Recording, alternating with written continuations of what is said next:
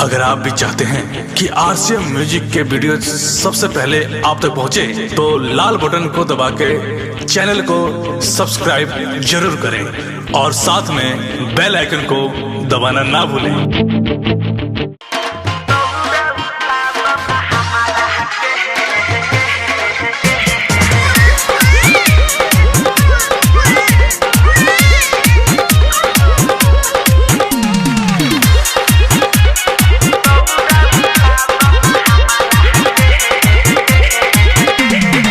होता है मेरे घाटे चलो सवेरे लाओ लइका थमा द हमारा के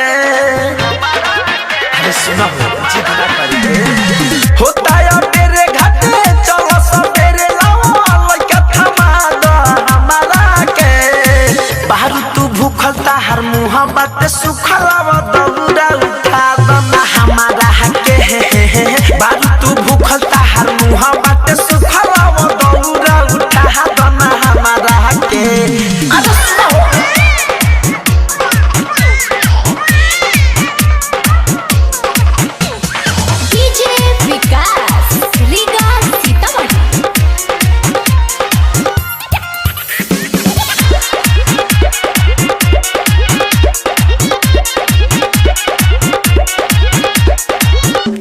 मैया के तू हुआ से धला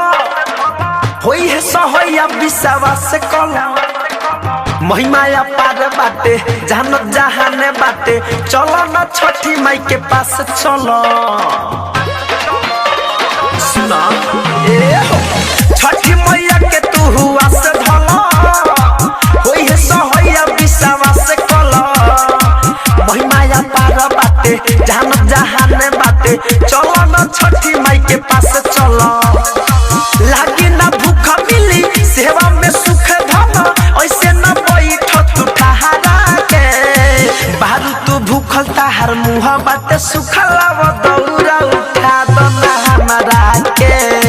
बाहर तू भूखल ताहर मुँह बाटे सुखलाव दौड़ा उठा दना हमारा के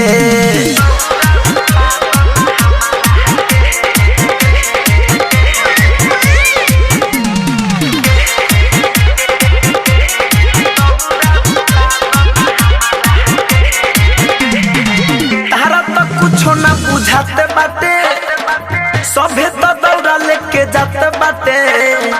बाबू के मांगन हवे माई के देहल हवे एही से जीवा डरात बाटे अरे सुनो तारी तारा तो कुछ ना बुझाते बाटे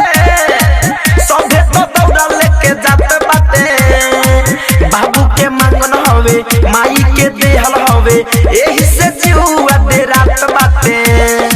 धीरज दीवाना बारे अभी तक कहता रे धड़कन धमन जगह बेलहारा के बाहर तू भूखल ताहर मुँह बाटे सुखलाव दौड़ा उठा दना हमारा के बाहर तू भूखल ताहर मुँह बाटे सुखलाव दौड़ा उठा दना हमारा के